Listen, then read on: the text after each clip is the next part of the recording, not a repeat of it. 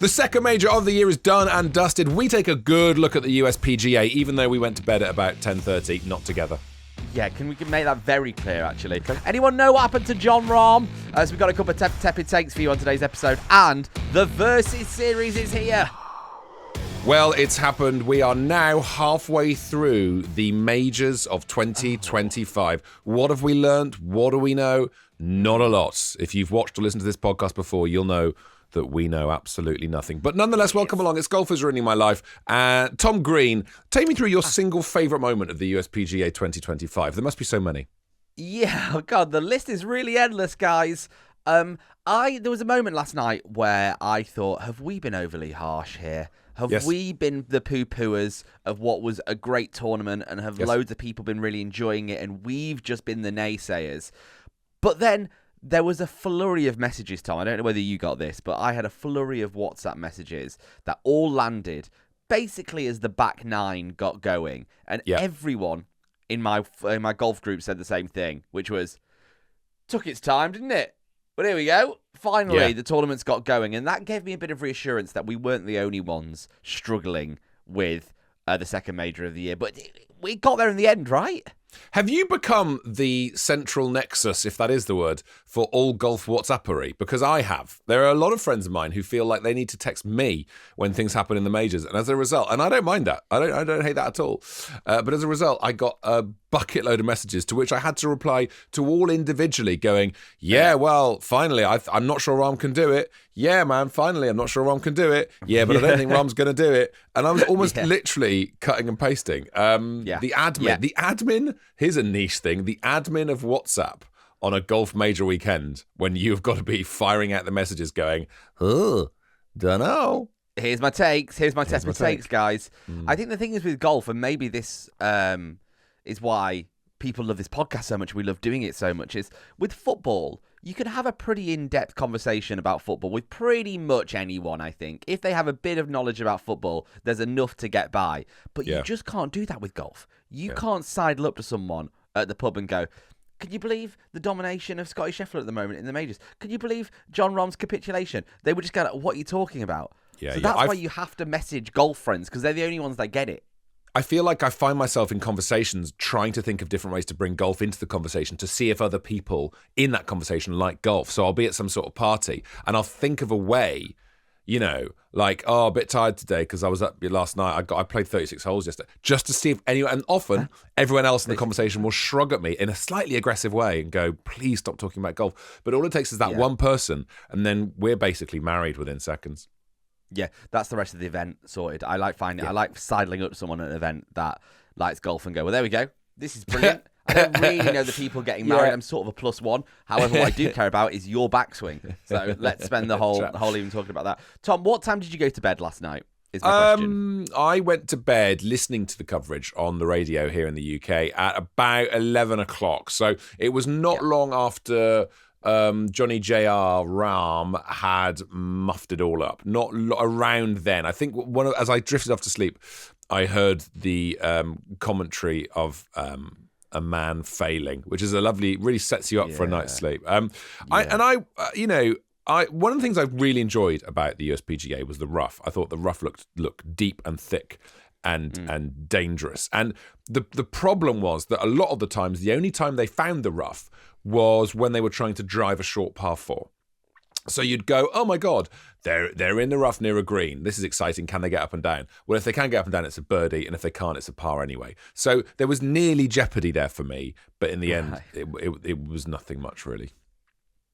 I've got to be very clear. I didn't hate the drivable par 4 as much as you did. I don't think you should do it in a major. I don't think you can have a drivable par 4 in a major. There's my tepid take for today. It doesn't bother me at all. I think it's a little bit exciting. I think it's a little bit fun. It's a little bit of, will they go for it? There's water up there but that's the point. There is no will they go for it. They all go for it. It's like a par 3 to them. I didn't see a single player get on the drivable par 4 and go, 5 iron for this guy. They all went for it. No, but they didn't all make it, though, did they? They didn't all land on the green, which made it a little bit more exciting. Having watched it sporadically on Thursday, Friday, and Saturday, I found myself on Sunday watching actually quite a lot of it, and I felt bad about some of our takes because I did come to love the Green Mile a little bit. I did think it was a really good stretch of golf. I thought it was really interesting. I thought it was really hard. 17 looks beautiful on cameras. And I thought, maybe, why have I struggled so much with it? And I think if the golf had been really good, if we hadn't had a pretty dire leaderboard on Thursday and Friday. Poor Johnny Vegas. That's no way to talk about Johnny Vegas. I need my superstars. I need the poster boys playing. I think maybe we would have found it better. I don't think it's Quail Hollow's fault. No, that's what I feel. That's what I feel after watching the golf yesterday. I think we've discussed this over the weekend. If you've been listening to our extra episodes over the weekend, God help you, frankly. But if you're just jumping in for your regular Monday Golfers Ruining My Life, the thing we've said is basically it's just the same old. It's another weekend of big green. Beautiful looking, but the same format, and we desperately need to change up the format for that second major. Don't forget, Tom, the USPGA used to be in August, so it was only a couple of years ago that they moved it, which made sense, I suppose. Although I do think it's a shame because then, apart from the Ryder Cup, the golf season really kind of is quite a short, sharp season. Really, it's only really April to July, really, when it comes to it.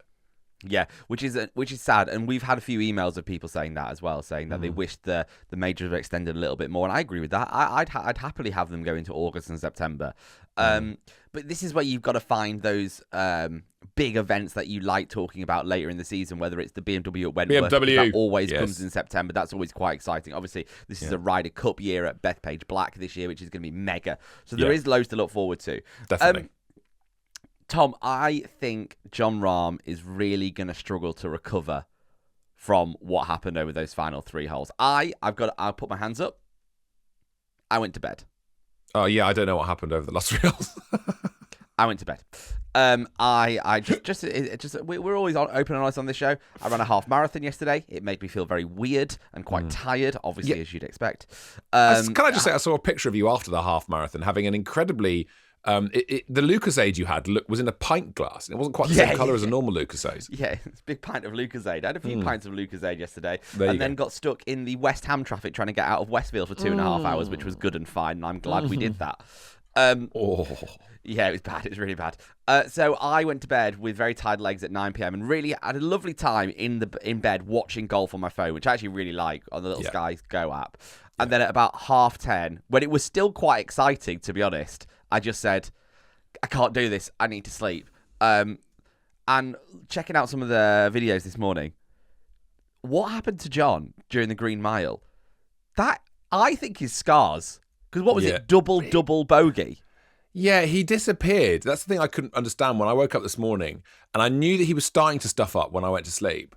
And I thought I'd find him second or third. But the Green Mile absolutely destroyed him. And that is because he wasn't even in the mix that much anyway, to be honest. He was still 1 or 2 shots off anyway going into the Green Mile, as I understand it. Yeah, but he was second though going. He was second for a lot of the stuff. Yeah, but he wasn't. It didn't. Scottie would have to majorly drop a ball, and he would have to go after it to win. Which again, because of the Green Mile, was totally possible, even though Scottie shot 1 under or 2 under over the Green Mile on Saturday. The thing that strikes me again, I'm going to have to say it, is, and this is, I don't think there's much counter to this argument. I'd be amazed if people have a different take on this. And if you do have a different take, let me know. Jon Rahm got himself in the mix at the USPGA. He is not golf fit enough to stay there or thereabouts right the way to the end, because he is playing on a tour that only plays 3 days a week and does not have a cut. There is no denying that. If you are wanting to play to the highest possible level, you need to be playing week in, week out with a cut 4 days a week with the best players in the world. And he's not doing that. And you cannot deny, for me, Tom, that his move to live would have been part of him not having the golf fitness to take him over the finishing line much closer than he should have been. So the questions that instantly come to my mind at that point then are, do we think, let's take that argument and look at Bryson. If Bryson hadn't gone to live, do you think he would be the best golfer in the world? Oh, that's a great question. I think he is in the top. For me, he's in the top 3. For me at the moment, it's Rory, Scottie, and Bryson. And I think he would be pushing Rory and Scottie. Yes, I do. And again, let's look at Bryson at the Masters. He totally fell apart on the last day. Obviously, last day fall aparts happen. They always happen. But you can see a pattern if you look. These live golfers, these incredible golfers come along and they're not used to playing 4 days. It would be the same in athletics. If, on a tour, they went and did 18-mile marathons, and then for the Olympics, they turned up to do a 26-mile marathon. It is, for me, it's the same thing. Yeah, I know. I understand that. I do understand that. And it was difficult to watch Jon yesterday because he's a golfer I really like, and the Seve comparisons are there. He's European. I mean, the Seve comparisons are there because he's Spanish. Of course, but then also he's won the Masters, and that was Seve's favourite major, and I like the Seve comparisons. I think they're quite nice, and I know he certainly likes the comparisons. I thought it was quite sad to watch him struggle yesterday at times. I really wanted him to take Scheffler to a playoff or something. Yeah. My question is, do we think that we're just suffering from a Masters hangover? Do we think it was a bad major, or do we just think it was impossible to follow what happened with Rory? It wasn't a bad major. It wasn't a great major. For me. I look forward to the US Open, and I really hope they make it as hard as possible. And I always look forward to the Open. That for me, the Open is up there with the Masters. I know you're much more of a Masters guy, but for me, especially someone like Portrush and a proper links challenge, the Open can be amazing. I think that it was a great tournament. I think watching Jon Rahm fall apart was sad, mainly because Jon Rahm's got such a sort of lovely, he's got lovely eyes, and lovely short backswing. Lovely short backswing. It was shy, thank you. Short but powerful backswing. Doesn't need to go all the way back, mate. That's all I'm saying. Doesn't need to. As Rory said, he's 6'5". Why would he? But he looked very sad, and you're right. There is something in that. But it sums it up perfectly. Jon Rahm was only appeared towards the end of the tournament. He was sort of there or thereabouts, and suddenly he was.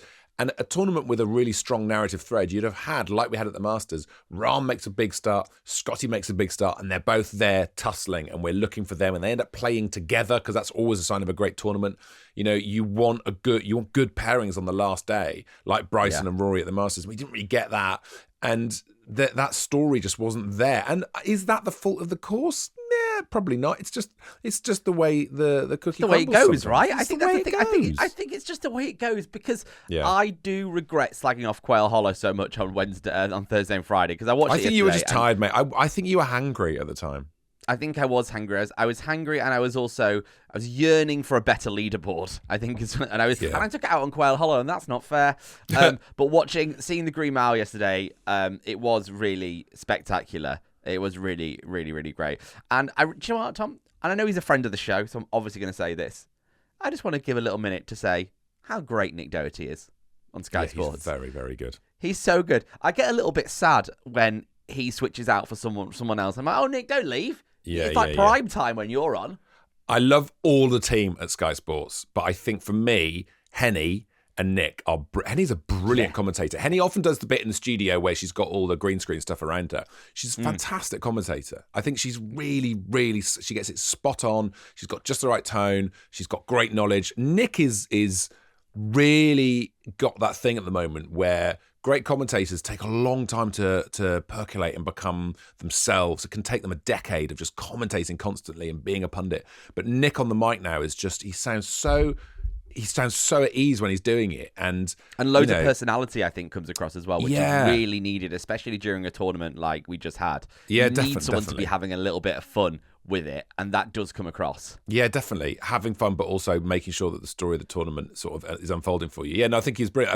I think the Sky Sports coverage is second to none. It really is absolutely fantastic. Do we think that's what, if we were to sum up why we struggled with this major, and I think you've just said it there, is we just had a lack of story. There just wasn't a great story. There wasn't a great battle. There wasn't a block party. There wasn't a Scheffler domination. No. There wasn't two people going head to head. Oh, Fitzpatrick's having it. Oh no, he's gone. Oh my God, Hovland's there or there. Oh no, he's gone. That kept happening. Oh, it was like a series of fireworks that didn't quite ignite. Yeah. And then there's this one solid furnace that just got hotter and hotter, and that's Scottie Scheffler. And fair play to him, he's incredible. There was a moment, wasn't there, when we were texting where it looked like he was struggling. There was a moment, there was about 3 holes where we thought, oh, he's not on fire here. This is where he's going to let someone in. And then I I think he sunk a semi-long par putt, yes, that's which right. felt a bit clutch, and then from that point it was bang, he's that back, was the turning killer. point. Yeah, but again, that story. There was a series of misfired stories that Scottie might have a big wobble and Rahm might have a big surge. Oh no, it's gone. That just happened the whole time. But listen, we got to spend the weekend watching nice golf and talking to you lot, so it wasn't all bad. Tom, I'd like some products. Can we sort of bathe in some products? Should we have a stop? Should we do it? I've been waiting 15 minutes for this. Let's get them on now, please. Finally. Hello, welcome back. It's Golf Has Ruined My Life. It is Monday's episode. Tom Green, yes. The USPGA is done, but let's try and just find a final word on this. We should try and draw on some of the stories that we did like, or some of the people that we enjoyed seeing. For me, seeing old Skechers boy Fitzy playing well. Yeah, hey, Skechers was really nice. I liked seeing him playing well. I wish his swing is almost as quick as yours at the moment. Yeah, I am going to work. Okay, in fact, side note, little sidebar here on my swing and on our swings. The Scottish Adventure video is now online. So if you want to go and watch that, that is now the first episode, which is the front nine at St Andrews, the Jubilee course. We put so much time into trying to make this quite special, and we've tried to keep it fast and pacey so you could watch it almost in your lunch break or whatever today. Please go and watch it. Let us know any feedback. Like we are like a team here. You know, we want to know what you think of it and what you think we can improve on, what we could change or whatever. Yeah. Tom, I am going to work so hard on slowing my swing down for next time we film. It was so fast. I was watching a video of Nick Doherty yesterday, watching his swing. I stood in the kitchen going, okay, this is how it'd feel to be at that pace. Yes. Okay, that feels slow. Let's try that. Oh my God, that's such a good idea. But that was the big takeaway when we watched a tournament a couple of years ago. Both you and I were noticing how no matter how different pro swings are and look, the rhythm is almost always the same. Bum, bum, bum, bum, bum. Like it's 1, 2, 3, 4, hit. But for me and you, it's 1, 1. Yeah. Over. Get this thing over. And yes. Get it the over, quicker please. it is, the less chance I have to muff it up. Yeah. I saw some of the comments already being like, could these guys hold their poses, hold their finishes a bit more? It's because I'm so nervous about where the ball's going to go. Yeah, well, we were nervous. We were nervous for that first day as well. So, yeah, forgive us that a little bit. There is quite a lot of quick sort of marching on with it because we were quite fired up, I think it's fair to say. I think we might have had a bit of a Red Bull. But it's a good 9 for both of us. And the series gets better and better, definitely. So if you haven't checked it out, go and have a look. And equally, it's the same old, isn't it? You think your swing is quick, and I just look at my swing and think it would be a great swing if I could finish it. Like, oh my God! But I know now what I've been doing. So of course I feel like I've fixed that, but I've just got to watch the video of it, and that's quite painful. There's so much more to come from this over this Versus series, and it will grow and grow over the summer because we've got. Hold on, Tom. He's going to sneeze. I think Thomas Green's going to sneeze. Yeah. What's happened there is he's allergic to. He's allergic. He's allergic to watching videos of his own swing. That's the problem. That sneeze quick and horrible. That sneeze is how quick Tom Green's swing is. If that helps. There really are many different stories across the Scottish stuff because there's St Andrews, which is just getting used to it. We were all quite nervous. We'd never filmed a big course like that. So the microphones didn't work. The really expensive microphones that we spent a lot of money on. We basically spent all of our TikTok cash on some microphones and they didn't work. Okay, let's peel the curtain back slightly on that. So that's why it's quite fast, this first edit, is because we've had to cut out so much stuff because the microphones were... And it was like a signal issue. We don't need to go into those details. But by the time we get to Crail, which is the next video, those issues have gone. We've got Buggy Cam. We're getting used to it a bit more. So that's the whole Crail thing, which is really interesting. And that course just looks spectacular. Yeah. And then we've got Renaissance with the caddies, and that's a whole other thing. So there really is a story we're going to go on over these videos. And the first one's out right now if you want to go and check it out. Yes, thank you. So anyway, very quick, like final words on the USPGA, and then I want to talk to you about my range session yesterday. Is that okay? Sure. So people, it was good to see, not necessarily in the mix, but playing well. So for a bit, Hovland was there or thereabouts, and that was that was nice. I liked seeing Hovland back again. Also, as we said, Fitzpatrick. But worrying for me, how bad Rory did in the end, how bad Justin Thomas did in the end. Max Homa completely disappeared. Like, I wonder, is there some low-key changing of the guard that's going to happen? Are we going to see some new names bubble through? Is it time for people like Penge to come on through and start to become regular names? Like, are we at that? Morikawa completely disappeared. Like, a lot of people really disappeared in this tournament.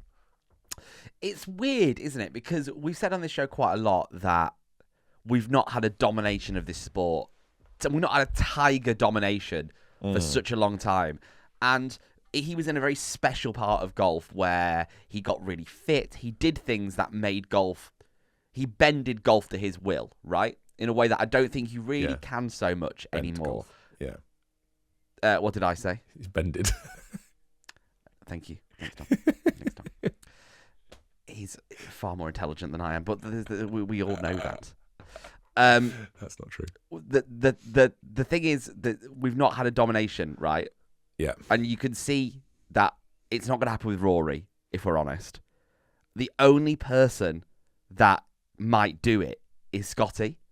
And he's not on that sort of Tiger level of winning everything, but you can't discount him in any tournament. And I'd say he's the only golfer now that you can actually say that. Because you can't say that to Rory because look what's just happened. Yeah, I think you're absolutely right. It's an incredible thing to like, and obviously, and that's not really a slight on Rory or any of the names I've just mentioned. That's not me saying they're not that good. That's obviously a stupid, dumb thing to say. That's more saying, my God, Scottie is really up there. He's really up there. The way that he's always there, the way that and it has been there for a couple of years. Here's an interesting fact about Scottie, which I was surprised about. In fact, I Googled it. First thing I did when I woke up this morning was I Googled how old is Scottie Scheffler, because he's much older than I thought he was. Oh, this is a great question. How old is Scottie Scheffler? How old is Scottie Scheffler? Come on, don't Google it. He's younger than me. I know he's younger than me. He's young. He's also younger than me, weirdly. Yep, go on. But I would say not much younger than me, but I still would say he's in his 20s, 28. Okay. 28. Oh my God, on the nose, Tom Green. Congratulations. That's a birdie for you. Because I felt like he was much younger. I felt like he appeared out of college only a couple of years ago. And in my head, he was about 24, even though he looks like he's about 35 because he's so big. But he's getting into the golden age now. You know, you will get an explosively good player who comes out the blocks who's 23, 24. But Scottie getting to 28 is another reason for the rest of the field to worry, because that age, you've then got experience. Not only have you still got youthful vigor, but you've got experience. So Scottie, for the next 4 or 5 or even more years, is going to dominate. And he now, actually, Tom, could be on for a career Grand Slam this year. He's only got to win 2 more majors this year, and that's a career Grand Slam. So look, it's right there. Yeah, there it is. Spieth obviously not doing it this time round. Shock horror. Mickelson not doing it this time round. Shock horror. Didn't happen. No, neither of them are going to do it. Neither of them are going to get a career Grand Slam. No. Scottie is. Scottie is absolutely going to get a career Grand Slam. Scottie is going to, isn't he? In the next 2 or 3 years, he's going to get it. I can't think of another golfer who dominates like he does in my time of watching golf. It's just the way that he appears every week. You stick it on, you're like, yep, Scottie's there or thereabouts. You know, Schauffele had an incredible run last year, but nowhere near what Scheffler does. And he's like a little spider, isn't he? Creeping. If he's not in the lead, he's always there. He's always top 20, and then he just crawls his way up over the tournament, and then, okay, he's got you. He's got it. And that is, in a way, that's what Rory was on his way to do. There was a moment Rory was something like 3 over for his round, I believe on day 2 maybe, or maybe day 3. No, day 2. And it looked like, he's on 1 under now. And the leaders by that point were on 6 or 7 under, but it was a frail Friday 6 or 7 under. It was Johnny Vegas 6 or 7 under. That's a different 6 or 7 under to a Scottie Scheffler, who was nowhere near at that stage. So Rory, was 1 under within a couple of shots of Scottie, who went on to win. And Rory was doing that thing that the greats do. Slowly, slowly, slowly. Here he comes. And then, doink, gone. And, messed up, bogeys, ends up 1 over, just makes the cut, and then fails to do anything for the rest of the weekend. And And that is just, that's so hard. I mean, God, to be that good that you get to 1 under and you can then think, right, I'm back in this tournament now, and stay there. Like that is a psychological Herculean effort for me. That, 'cause they're all amazing physically, they're all amazing. It's psychological. So there we go. The second major of the year is done. We've got the US Open to look forward to, the Open Championship to look forward to. It's not over yet. We've got the BMW, we've got the Ryder Cup, we've got, and we'll be really into this year because we played it, and there is so many great things to shout about now we've been there. We will be into the Genesis Scottish Open at the Renaissance course this year because we've played it, and it's amazing, and there's so many great things to talk about with Bob McIntyre sort of holding, could he go and do what he did last year there? So that's going on. The Versus Series is online, so go and check that out. And Tom, you've been to the range. I went to the range yesterday. All the good things. It really is. So my sons had a golf lesson yesterday, and it was a 2-hour session with a bunch of juniors, and they loved it. And it was at a club where they also happened to have a driving range. And I happened to have, you wouldn't believe this, Tom, my clubs in the car. Yeah, and perfect. So I realised I had a 2-hour window where I could hit balls. I got 150 balls. And wow. I just... Okay. And Bryson levels of commitment. And at the beginning of this session, I feel like my swing is in such good shape, because I've been hitting this baby draw all of a sudden, because I'm just cranking the wrists up at the top of my backswing and really getting parallel with the ground. And so I started doing that. Fade. Okay, no worries. I'll do it again. Okay. Fade. Okay, that's fine. I'll do it again. Fade. No, that's weird. That's outright slice. Okay, weird. Block banana slice. Fine. Okay. Fade. Slice. And I was incensed. Just everything. My short irons are fine. My short irons, I control it, and I love hitting my short irons. But as soon as I get to my 6, my 5, the 5 iron especially, I spent most of my time on the 5 iron hitting this fade, and I tried everything, and I ended up falling into a web of thoughts and ball placement and hand movements, and it was a mess. And I just wonder. And by the end, it was good though. I felt like I really cracked something, and I really slowed it down, and I slowed the arms down because I think my arms were getting there too soon. Hence why I'm cutting across the path. And but I'm interested in that discussion about going to the range and how going to the range can be detrimental sometimes because you can just have a bit of a nervy bee. Yeah, I think also with that, it's also when you try and fix your own problems with absolutely no knowledge of how to fix those problems. That's the disaster. Yeah, because I've done that. I remember I still hit a bit of a slice with driver, and I got in my head like a weird hack to try and get round it, and now I know what I'm doing wrong. That hack was in no way helping. In some ways, it was actually making it worse. I think if you've got something going wrong, whether it's a slice and it's consistent and you don't know what's going on, just book a lesson. Book a lesson, because they'll have a look at what's going on, and they'll go, okay, just change that. And I've never been able to hit, since I started playing golf in sort of TG 2.0 5 years ago, I've never been able to hit a draw with driver. And then I had a lesson, and he said, keep that trail foot on the ground and drop your hands a bit, and then I'm hitting draws. And it was so simple. That's really nice, isn't it, when that happens? Yeah. That is so nice. Thing is, as well, I should say that the fade was a baby fade, like it was just a bit of shape. So that's fine. Like. Oh, fine. Yeah, no. It wasn't. I wasn't slicing everything. I was thinking the old slice, but it was all. Yeah, and yet I still picked at it, which is annoying. You know what I mean? It's that thing of sometimes you should accept your shape, and for some reason I find it hard to accept my fade because I was hitting it beautifully, but it's that weird thing of being annoyed with what you do on the course, and you shouldn't. You should just be like, no, that's your shot. So play that shot, and off you go. Have a lovely day. And I would say we're all here at the level of golf where that shot shape's going to change day to day. I would say day to day. Definitely with irons. It doesn't for me with driver. I never go, okay, all of a sudden I'm hitting high draws. No. That doesn't happen.